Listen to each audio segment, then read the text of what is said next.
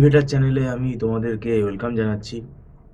তোমরা যারা এই 2026 সালে হায়ার সেকেন্ডারি পরীক্ষা দিয়েছো, দেখো 10+2 এক্সাম হয়ে যাওয়ার পরেই তোমরা গ্র্যাজুয়েশান কী নিয়ে করবে তার একটা প্ল্যানিং মোটামুটি তৈরি করো, এবং এটা আমি আশা করি অনেকেই প্ল্যানিং করে নিয়েছে, এবং কিছু স্টুডেন্ট হয়তো তোমরা জয়েন্ট এন্ট্রান্স এক্সামের জন্য হয়তো প্রিপেয়ার হচ্ছ।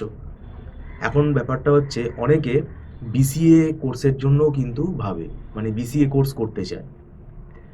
তোমরা জানো হয়তো এখন আমাদের এই গ্র্যাজুয়েশন কোর্স যেহেতু 4 বছরের হয়ে গেছে, তাই বিসিএ কোর্সও কিন্তু এখন 4 বছরের কারিকুলাম, এবং এখন এই বিসিএ কোর্সের মানে ডিমান্ড কিন্তু বেশ ভালোই আছে, এবং কেরিয়ার প্রসপেক্ট যথেষ্ট ভালো। আমরা যেহেতু দীর্ঘদিন পড়াচ্ছি, আমরা কিন্তু বিগত দিনে বর্তমানেও কিন্তু বিসিএ স্টুডেন্ট কিন্তু ভালোভাবেই কিন্তু একটা জব পাচ্ছে, সেটা আমরা দেখতে পাচ্ছি। তবে পরবর্তীকালে এমসিএ করার রাস্তাটাও খোলা আছে। প্রমোশনের জন্য তুমি মাস্টার ডিগ্রিও করে নিতে পারো। হয়তো তুমি 1 বছর কাজ করে নিলে, 2 বছর হয়তো কাজ করে নিলে, সেই এক্সপিরিয়েন্সটা তোমার হয়তো থাকতে পারে। তাহলে আজকে আমরা যে বিষয়টা আলোচনা করতে চাইছি সেটা হচ্ছে যে বিসিএ যারা মনে করছো অ্যাডমিশান নেবে, তাদের মানে কোন কোন বিষয়গুলো তারা মাথায় রাখবে সেই ব্যাপারগুলো আমি তোমাদের সাথে আলোচনা করছি। তবে একটা কথা আগেই বলে রেখে দেওয়া ভালো, ওই বিসিএ কোর্সে অ্যাডমিশান নিয়ে সার্টিফিকেট পেলেই যে তুমি জব পেয়ে যাবে, এই ধারণাটা কিন্তু একদম মাথা থেকে বের করে দিতে হবে। কেননা প্রত্যেকটা ইন্টারভিউতে কিন্তু এখন স্কিল দেখা যায়, মানে স্কিল দেখে নিচ্ছে, এবং সেখানে কম্পিটিশান লেভেলটাও অনেক বেশি।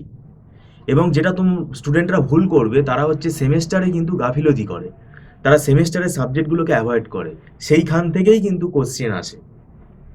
এবং একটা মিডিয়াম কোম্পানি বলো বা এমএনসি কোম্পানি বলো, কেউ কিন্তু জটিল কোয়েশ্চেন করে না। মেন ব্যাপারটা হচ্ছে বেসিক কোয়েশ্চেন করে, বেসিক কোয়েশ্চেনগুলোই কিন্তু স্টুডেন্টরা অ্যাভয়েড করে, সেগুলো পারে না করতে। তার কারণ হচ্ছে সেমেস্টারের পড়াটাকে তারা অ্যাভয়েড করে, এবং সেমেস্টারের পড়াটা তারা ভালোভাবে পড়ে না। কিছু সংখ্যক স্টুডেন্টের কথা আমি বলছি, এটা আমাদের পড়ানোর অভিজ্ঞতা থেকে বলছি।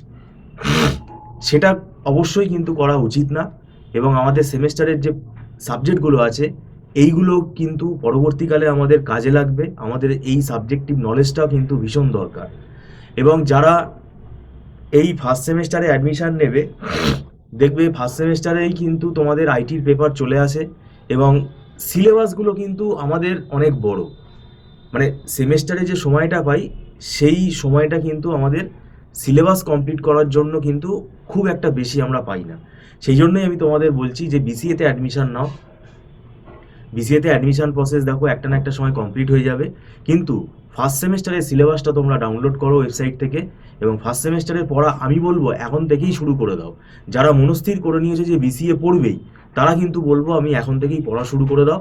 আর একটা জিনিস মাথায় রাখবে, বিসিএতে অ্যাডমিশান নিতে গেলে আমাদের ওয়েস্ট বেঙ্গলে যদি তোমরা ম্যাকআউট ইউনিভার্সিটি থেকে যদি বিসিএ করতে চাও, তাহলে সিইটি বলে একটা এক্সাম হয়, common entrance test, CET exam 2026 তোমাকে দিতেই হবে। সেইটা তোমরা একটু খোঁজ খবর নেবে। আর আমরা দেখো অনলাইন টিউশন পড়াই, তোমরা যদি অনলাইন টিউশনে আগ্রহী থাকো, তাহলে সেটার জন্য আমাদের সাথে যোগাযোগ করতে পারো। এবং আমাদের এখন একটা জিনিস মনে রাখবে, এই মানে ম্যাকআউট ইউনিভার্সিটির কথাই যদি বলি, এখানে কিন্তু তোমার সিলেবাসটা কিন্তু খুব মানে আপগ্রেডেড সিলেবাস, এবং এটা কিন্তু খুব রিলেভেন্ট, আমাদের এখনকার বর্তমানের টেকনোলজির সাথে সামঞ্জস্য রেখেই সিলেবাসটা তৈরি হয়েছে, এবং কোয়েশ্চেন প্যাটার্নটাও নতুন, এবং এখানে কিন্তু কোনো রকম সাজেশান তোমার কাজে দেবে না, এটা কিন্তু মাথায় রাখতে হবে। তাই তোমাকে সবই পড়ে যেতে হবে।